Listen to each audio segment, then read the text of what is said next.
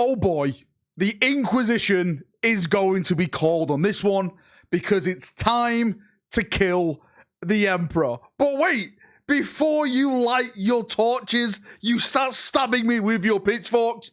This is what the Emperor wants.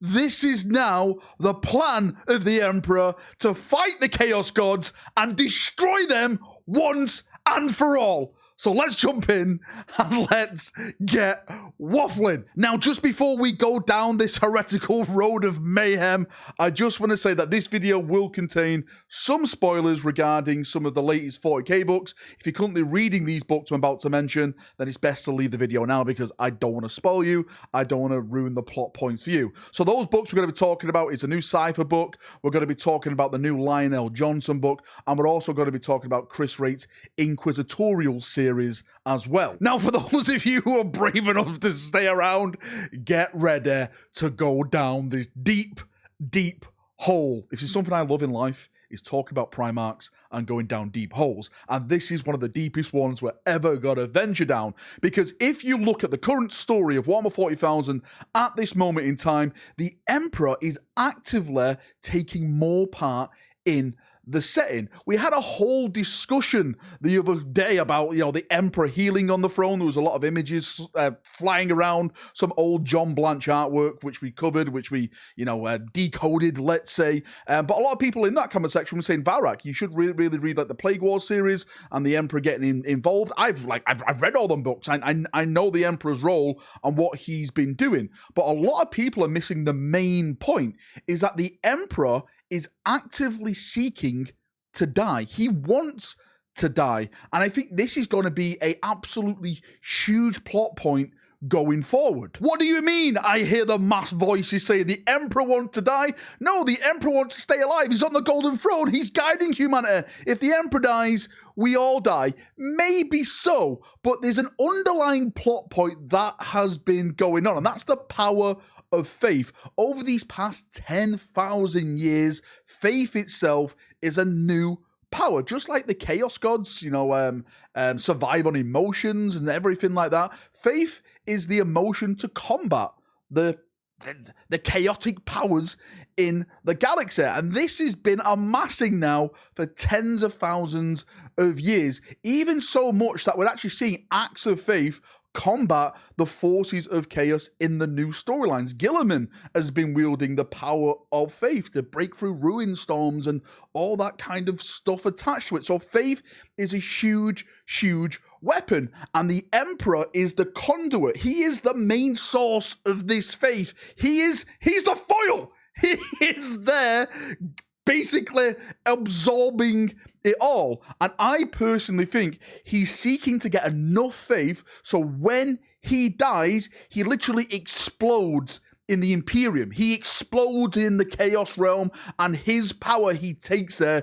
is the power of faith that he uses then to combat the forces of chaos. He uses it to combat the forces of the four Slanesh, Slanesh, Nurgle, Khorne, Tzeentch, and he uses that faith to literally destroy them and their followers. Now, one of the biggest pieces of evidence that we have regarding this is actually from the latest Cypher book. I did an in-depth review of this if you want to go and check it on the channel, but mainly one of the main points is that Cypher's on Terra. He's literally about to enter the throne room. He's about to do what he set out to do, and that is kill the Emperor. And there's this custodian that's literally dying on the floor. He gets kind of resurrected by the forces. What forces are them? The forces of the Emperor, of course. And the custodian has a message for Cypher, and that message is not yet. Don't do it yet. Not don't do this, right? Not yet. And Cypher hears that message. He understands what's been said, I think,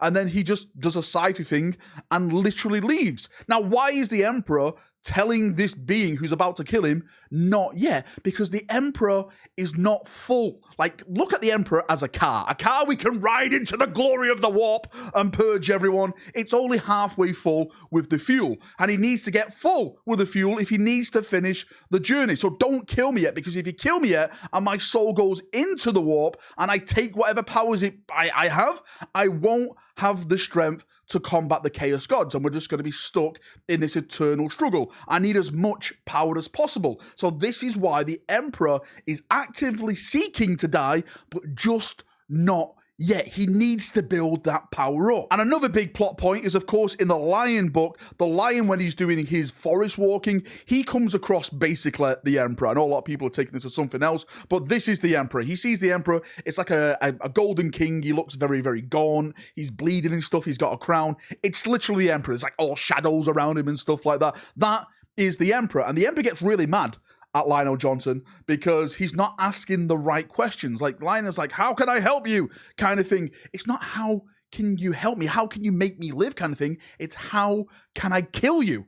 That's why he's getting so mad. You're not asking the right questions. What do you need for me to plunge my sword into you, to put you into this new realm of being? And this is where we can get to the end game and win the forces of chaos. Another big story loop in this, and this is leading up to the third and maybe last book in the Eisenhorn Ravenor Beckwin series, Pandemonium, by Dan Abnett. Again, I'm going to go into a little bit of spoiler territory with these books, Eisenhorn Ravenor, so if you're currently reading them and you don't want to be spoiled, I forgot to mention this at the start, please leave the video now.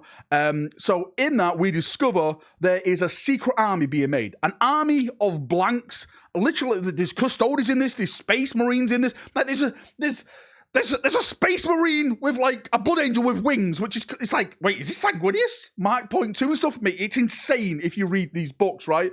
And one of the big things that we get at the end is that the Yellow King is, well, it's alluded to be Valdor, and there's this whole goddamn underlying story about a thing called Annuncia.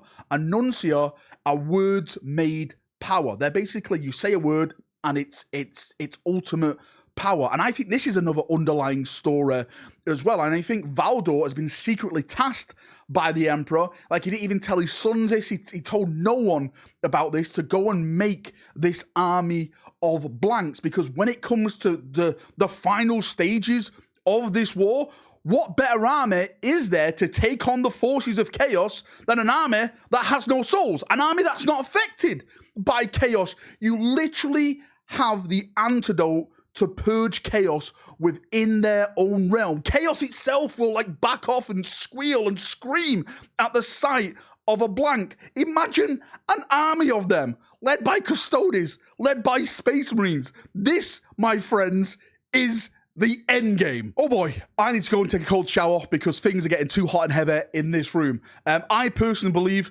there's going to be a whole different type of war going forward with chaos. I think we're going to even see more movement in regarding of the Emperor, in like subtle hints of narrative. I know people are going to say 40Ks are set in Valrak, but listen, I think they're building up for something big, bigger and bigger and bigger. This is what I believe the foil is telling me. This is what I'm going with. There's just too many breadcrumbs around at this moment in time that's leading to something big, right? We are literally on the trail of it. We just have to stay close, brothers.